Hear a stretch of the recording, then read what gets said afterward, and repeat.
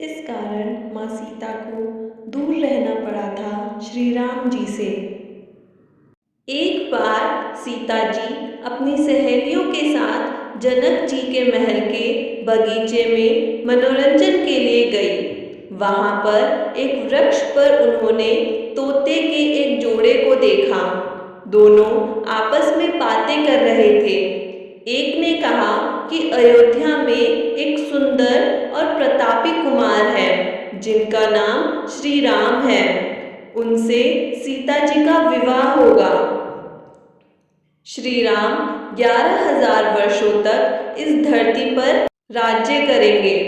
सीता और राम दोनों एक दूसरे के जीवन साथी की तरह इस धरती पर सुख से जीवन बिताएंगे। सीता ने अपना नाम सुना तो दोनों पक्षी की बात गौर से सुनने लगी। उन्हें अपने जीवन के बारे में और बातें सुनने की इच्छा हुई। सखी सहेलियों से कहकर उन्होंने दोनों पक्षी पकड़वा लिए। सीता ने उन्हें प्यार से सहलाया और कहा, भय मत करो, तुम बड़ी अच्छी बातें करते हो। यह बताओ, ये ज्ञान तुम्हें कहाँ से मिला? मुझसे डरने की कोई जरूरत नहीं। दोनों का डर समाप्त हुआ। वे समझ गए कि यह स्वयं सीता है। दोनों ने बताया कि वाल्मीकि नाम के एक महर्षि हैं।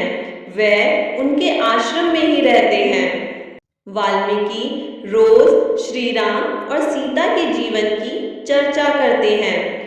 उन्होंने वही यह सब सुना जो अब सब कंठस्थ हो गया है। सीता ने और पूछा तो तोते ने कहा, दशरथ पुत्र श्री राम शिव का धनुष भंग करेंगे और सीता उन्हें पति के रूप में स्वीकार करेंगी। तीनों लोकों में यह अद्भुत जोड़ी बनेगी। सीता पूछती जाती और तोता उसका उत्तर देते जाते। दोनों थक गए। उन्होंने सीता से कहा, यह कथा बहुत विस्तृत है, कई माह लगेंगे सुनने में। दोनों उठने को तैयार हुए। यह देख सीता ने कहा, तुमने मेरे भावी पति के बारे में बताया, उनके बारे में बड़ी जिज्ञासा हुई है। जब तक श्री राम आकर मेरा वरण नहीं करते, मेरे महल में तुम आराम से रहकर सुख भोगो। तोती ने कहा, देवी, हम वन के प्राणी हैं, पेड़ों पर रहते सर्वत्र विचरते हैं। मैं गर्भवती हूँ, मुझे घोंसले में जाकर अपने बच्चों को जन्म देना है। सीता जी नहीं मानी। तोते ने कहा, अब जिद न करें, जब मेरी पत्नी बच्चों को जन्म दे देगी तो मैं स्वयं आकर शेष कथा सुनाऊंगा। अभी तो हमें जाने दे। सीता ने कहा, ऐसा है तो तुम चले जाओ, लेकिन तुम्हारी पत्नी यही रहेगी। मैं इसे कष्ट न होने दूंगी। तोते को अपनी पत्नी से बड़ा प्रेम था। वह अकेला जाने को तैयार न था।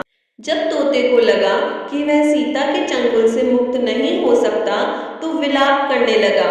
मुनियों ने सत्य कहा है, मौन रहना चाहिए। यदि हम कथा न कहते तो मुक्त होते। तोती अपने पति से विछोह सहन नहीं कर पा रही थी। उसने सीता को कहा, आप मुझे पति से अलग न करें, मैं आपको शाप दे दूंगी।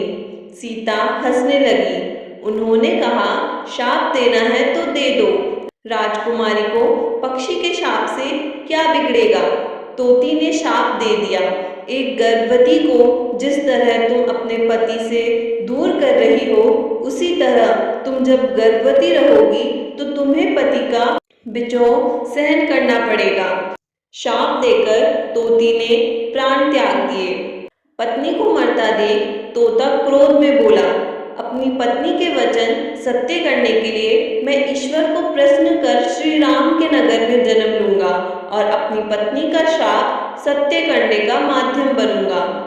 वही तोता बाद में अयोध्या का धोबी बना, जिसने झूठा लांछन लगाकर श्री राम को इस बात के लिए विवश किया कि वह सीता को अपने महल से निष्कासित कर दे। अगर ये कहानी अच्छी लगी हो तो लाइक का बटन दबाना ना भूलें और प्रेम से बोलिए, जय सिया राम।